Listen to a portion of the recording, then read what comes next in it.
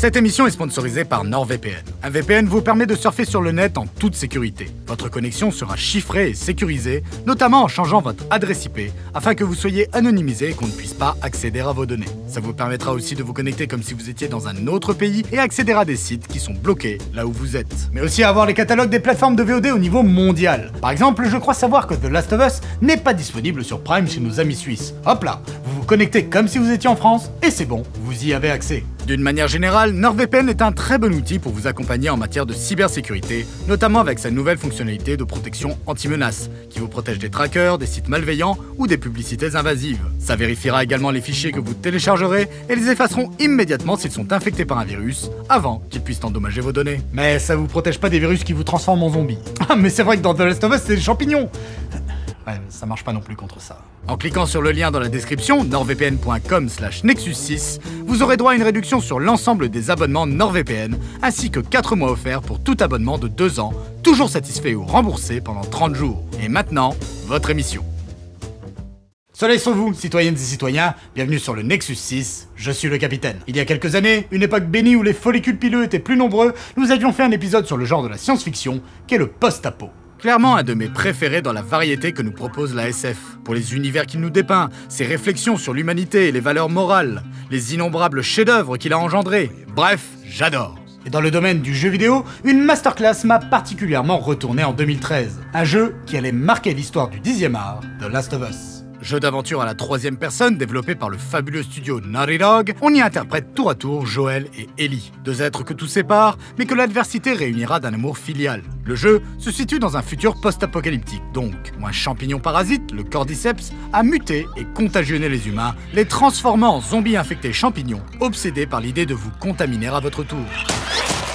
Joel, un homme torturé par les atrocités qu'il a dû commettre afin de survivre dans ce monde, porte également le deuil de sa fille, assassinée dès le début de l'apocalypse fungi. Vivant de boulots plus ou moins légaux dans une zone contrôlée par le reliquat fascisant du monde d'avant, il fera la rencontre d'Ellie, jeune fille au caractère bien trempé, grande gueule, qui ne s'en laisse pas compter. Mais Ellie est spéciale. Elle est la seule humaine connue à être immunisée contre le Cordyceps. Une information maintenue secrète par les Lucioles, un groupuscule de résistants qui chargera Joel de la ramener dans un de leurs hôpitaux à l'autre bout du pays afin de développer un remède. Commencera alors un parcours initiatique dans un monde sans foi ni loi qui révélera le meilleur comme le pire de l'humain, vous connaissez la chanson. Le jeu se démarquait déjà par ses qualités graphiques et une direction artistique soignée.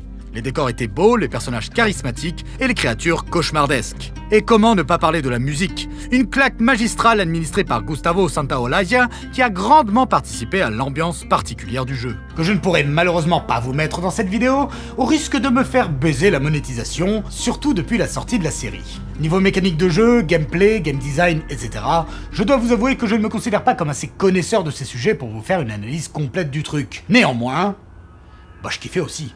Je sais que beaucoup considèrent que le jeu n'était pas très recherché à ce niveau-là, surtout concernant le gameplay. Mais personnellement, je l'ai toujours trouvé efficace et suffisamment varié pour rendre tout à fait intéressante une œuvre qui s'assume comme un jeu couloir. Mieux vaut un excellent jeu couloir qu'un énième monde ouvert vide et répétitif. De l'infiltration, du combat au corps à corps, du shoot, plusieurs types d'ennemis avec des caractéristiques différentes, du crafting d'objets, pas besoin de plus, c'est du tout bon. Et ce qui m'a le plus marqué dans The Last of Us, c'est évidemment son histoire. Une histoire qui saura créer un véritable attachement pour nos deux protagonistes et la relation qu'ils vont tisser. Un attachement qu'on ressentira pour bien d'autres personnages, même lorsqu'ils n'apparaîtront que rapidement dans le jeu. Et on ne peut que saluer le travail d'écriture de Neil Druckmann à ce niveau. The Last of Us nous propose de grands moments, suscite des émotions diverses et subtiles. C'est magistral, tout simplement, et appuyé par une mise en scène aux petits oignons, ainsi qu'un jeu d'acteur très bon. Un peu comme un film ou une série, en fait. Et oui, le jeu The Last of Us proposait déjà une expérience cinématographique de qualité. Et c'est pourquoi, avec la sortie de la série par HBO en 2023, on est en droit de se demander à quoi elle sert. Oui, parce que vous aviez tendance à l'oublier à votre époque. Mais c'est pas parce qu'un jeu vidéo, un comics, un manga, un jeu de plateau ou que sais-je existe qu'il faut l'adapter. On peut tout à fait s'en passer. Incroyable. Faut l'avouer, la série partait plutôt avec un a priori positif. Pour les gamers, de par la réputation déjà établie du jeu et le fait que Neil était intégré au projet, et du côté des profanes, c'est la marque HBO qui assurait le gage de qualité puisque la chaîne du câble américain produisait depuis la fin du XXe siècle les séries les plus incroyables qui soient, dont la meilleure, Oz! Putain, regardez Oz! Oz, c'est génial! Regardez-la, oubliez toutes les autres séries, si vous devez mourir demain, regardez Oz! Et n'oublions pas la caution sympathique et sexy, l'étoile montante de l'époque, Pedro Pascal, a.k.a. El Destornillador de Corazones. Non, ça veut rien dire. Enfin, si, ça veut dire le tournevis des cœurs. Vous en faites ce que vous voulez. Bref, malgré des polémiques assez nauséabondes concernant l'interprète d'Ellie, Bella Ramsey, et sur lesquelles je ne veux pas m'étendre puisqu'elle ne mérite que du mépris, les voyants étaient grosso modo au vert et tout le monde attendait cette nouvelle série. J'espérais seulement qu'elle n'allait pas tomber dans la facilité et proposer son lot de nouveautés, voire même se démarquer de l'œuvre originale pour qu'elle ait sa propre raison artistique d'exister. Et au final... Oui, bon non, je vais pas vous le jouer à l'envers, j'ai apprécié la série. C'est plutôt joli et ça respecte bien l'ambiance. C'est plutôt bien joué, même si je l'avoue, il y a certaines performances qui m'ont laissé plus dubitatif. De nombreuses scènes installent parfaitement cette ambiance angoissante propre à cet univers, dont celle des claqueurs dans le musée, très efficace et un bon exemple de narration par l'image. Les novices comprendront immédiatement les mécaniques intrinsèques à cette menace qui étaient utilisées dans le jeu. Et surtout, la série parvient à véhiculer ses émotions, si importantes dans The Last of Us. Mais je trouve que la série n'est jamais aussi bonne que lorsqu'elle s'éloigne de son matériau d'origine. Avec ses séquences d'intro, qui en plus d'avoir une bonne vibe un peu différente du reste de la série, nous donnent des informations nouvelles sur la raison de la pandémie et sa gestion au départ, tout en l'inscrivant dans des problématiques contemporaines. Imaginons, par exemple, que le monde devienne un petit peu plus chaud. Cet épisode 3, évidemment, qui nous montre l'histoire de Bill et Frank, il ne fonctionne pas uniquement parce qu'il est émouvant. Non, il est bon parce qu'il est bien écrit et cohérent, et qu'il ne repose pas uniquement sur l'univers du jeu ou de la série pour satisfaire les spectateurs. Il est indépendant. Si on le sortait de The Last of Us, ce serait tout aussi bon. Une belle histoire d'amour dans un monde devenu fou, tout simplement. Et puis là, pour le coup, c'est superbement interprété. Mais... oui, parce qu'il y a un mais... enfin plusieurs. Bon, déjà, il y a des trucs classiques qui, avouons-le, sont purement subjectifs, donc on va passer rapidement là-dessus. Je trouve la direction artistique trop... clean. Le grain de l'image est nickel, la photographie aussi, il n'y a aucune aspérité. Le jeu avait un style bien plus marqué à ce niveau-là. La mise en scène n'est pas incroyable, d'une manière générale c'est une bonne copie, mais sans que ça soit transcendant, avec même des séquences où le décor, la position des personnages, leur logique dans l'espace frise le ridicule. Et puis, je dois reconnaître que j'ai trouvé certaines scènes bien meilleures dans le jeu que dans la série, tant au niveau de l'acting que dans la réalisation. Mais je comprends qu'on ne soit pas tous d'accord avec ça. Par contre, je parlais de nouveautés par rapport au jeu. Déjà, il n'y en a pas assez à mon sens. Mais le problème n'est pas vraiment là. C'est surtout que dans certains choix qui ont été faits, et qui sont intéressants par ailleurs, la plupart ne sont pas du tout utilisés au final. Dans le jeu, le cordyceps se transmettait de deux manières. La morsure, ça c'est bon, on garde, et les spores. Ce dernier aspect a lui été remplacé par un réseau mycélien que le champignon développe sous terre. S'il ne sert pas à contaminer les humains à proprement parler, il lui permet de transmettre des informations à ces différents sujets. C'est une bonne idée! Là j'étais content, je me suis dit que ça allait apporter d'autres mécaniques que dans le jeu, changer des situations, etc. En plus ça permet de vulgariser le réseau mycorhizien, qui existe et qui joue un rôle important dans la communication végétale. Mais enfin bon bref, on n'est pas là pour parler de ça. Sauf qu'ils en font rien! C'est utilisé qu'une seule fois, et genre 15 minutes après qu'on nous ait expliqué le principe. Du coup, ça n'a aucun intérêt. Enfin si, ça en a un. Sur console, pour se protéger des spores, les personnages sont obligés d'enfiler des masques à gaz. Du coup, pendant une bonne partie de l'aventure, nos protagonistes ont le visage masqué. Mais c'est qui? Hein, c'est qui est masqué dans une autre série, et qui en a peut-être ras le cul qu'on voit pas son visage? Voire même la production qui trouvait que ça allait être moins vendeur comme ça. Hein? Et je peux pas m'empêcher d'être persuadé que c'est à cause de ça. Bon, en tout cas, l'inutilité de cette idée est la résultante d'un autre aspect qui m'a interrogé. Est-ce qu'il y a des zombies infectés champignons dans votre série de zombies infectés champignons? Hein? Alors je vous arrête tout de suite, je sais, j'ai fait la blague sur Twitter et ça a été pris premier degré direct, je suis au courant, une série avec des zombies, ça parle pas des zombies, ça parle des humains, l'homme est un loup pour l'homme, le vrai monstre c'est l'humain, etc., etc., etc. Ok, mais je trouve que là ils ont un petit peu exagéré. Les claqueurs n'apparaissent réellement que dans un seul épisode, le mastodonte aussi, et les infectés classiques dans 2-3 autres. Et de toute façon, à partir du 5e, vous ne les verrez presque plus, à part une rapide apparition dans les épisodes 7 et 9. Autant dire que ça fait pas beaucoup. Et je pense qu'il y a deux raisons à cela, dont une plutôt bonne.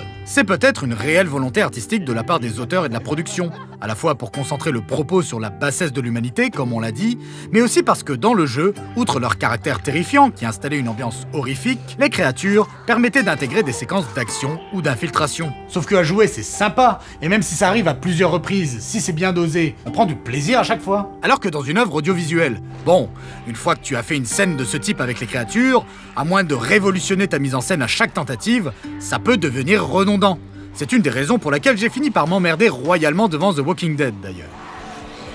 Voilà, choix artistique cohérent, on a choisi de se concentrer sur une identité dramatique, rien à dire. Sauf qu'en étant tout à fait honnête, je pense surtout qu'il y a une autre raison à tout ça. C'est qu'ils avaient peut-être pas assez de budget pour en faire plus des zombies fungi, des fungi, des zombies, des bongs beef, des skele, des fungs. Bah oui, parce que c'est sûr que ça prend du temps et ça coûte un sacré paquet de crédits d'avoir plein de figurants et de faire toutes ces VFX et maquillages. Mais là, quand même, la série a eu plus de budget que les premières saisons de Game of Thrones. Bon, en comparant, c'est pas honteux. Il y a du décor, un peu de figures, etc. Mais je suis désolé, je sais pas pour vous, je vois pas vraiment ce qui justifie ce budget plus élevé. Et puis, ce manque de Fongsby, il pose plusieurs problèmes. Le premier étant, et j'en démordrai pas, que c'est un peu oublié que dans du post-apo zombie, bah, une partie du plaisir, il vient aussi des zombies. Merde, ça aurait quand même au moins mérité une scène supplémentaire avec des claqueurs et des infectés en masse. Et on en aurait aussi profité pour mieux introduire le mastodonte tant qu'on y est. Parce que là, sa seule fonction, c'est d'être un easter egg. Il ne représente pas une menace pour nos héros. C'est nul! Clairement, la scène du jeu où David et Ellie s'entraident alors qu'ils sont attaqués par des infectés, et qui a été supprimée de la série, aurait parfaitement rempli ce rôle, renforçant qui plus est le rapport entre les deux personnages, et rendant l'horreur qui allait suivre bien plus forte. Je vais être un peu dur, mais au final, ça donne une impression un peu cheap, quoi. Le fait qu'il y ait peu de Fongsby, ça minimise leur menace. Si tu as fait les jeux, quand tu regardes la série, tu as intégré le fait qu'il y a des infectés partout dans le monde, même si tu les vois pas. Leur dangerosité est gravée en toi. Mais fondamentalement, je trouve que pour un nouveau venu dans cet univers, c'est pas si évident que ça. Et pire, si tu ressens moins la dangerosité du cordyceps, bah tu ressens moins l'importance absolue de trouver un antidote. Ce qui est tout de même dommage dans une histoire où c'est la quête principale. Bon, j'en conviens, je grossis un petit peu le trait sur ce dernier point, mais c'est aussi dans ces détails-là que se situe la cohérence d'une œuvre. Et au final, tout ça, ça me fait dire qu'une seule chose, c'est que le jeu était plus cohérent artistiquement, et in fine meilleur. Surtout que, comme je l'ai dit auparavant, il présentait déjà une très grosse composante cinématographique. Le comparatif est donc inévitable, et au final, la plus-value qu'apporte la série, à part quelques scènes inédites, bah, elle est assez minime. Et je ne peux arriver qu'à un seul constat. C'est qu'à scénario égal et à mise en scène égale, et c'est une précision importante, le jeu vidéo est un art qui nous implique bien plus émotionnellement que le cinéma ou les séries. Parce qu'on va être actrice et acteur de l'aventure. On va la vivre de manière plus forte, on va agir. Et ce, indépendamment de si on a des choix multiples ou pas, de si nos actions auront des effets sur l'histoire ou pas. Le simple fait d'être actif en dirigeant un avatar nous touche à un niveau bien plus profond que la distanciation inévitable qu'impose le fait d'être passif devant un écran. Aussi impliqué et concentré que nous puissions être, ça n'est pas la même chose. Donc au final, la série The Last of Us, elle s'adresse surtout à celles et ceux qui n'ont pas joué aux jeux vidéo et qui sont complètement hermétiques à ce média. Si vous avez poncé les jeux, vous passerez un bon moment, comme ça a été mon cas. Mais de là à dire que c'est indispensable... Mais vous là, qui avez juste vu cette première saison, je vous en conjure, faites le jeu et surtout, n'attendez pas la saison 2. Foncez jouer à The Last of Us 2. Trouvez-vous une PS4 d'occasion et c'est parti, hein. Pas besoin de craquer le PEL pour une PS5 pour le coup. The Last of Us 2 est un jeu qui, personnellement, m'a retourné. Vraiment, je vous en supplie, n'attendez pas la suite de la série, jouez-y. Vous avez constaté que je n'ai pas du tout parlé de ce deuxième opus, c'est parce que je n'exclus pas de faire un épisode dessus un jour, donc je préférais garder ça sous le coude. En attendant, merci pour votre écoute, citoyennes et citoyens, n'hésitez surtout pas à vous abonner et à activer la cloche. Et puis on n'en parle jamais, mais il y a également notre page Tipeee, si vous souhaitez nous soutenir et maintenir le Nexus 6 en vol. Soleil sur vous, et à très bientôt sur le Nexus 6. Ciao.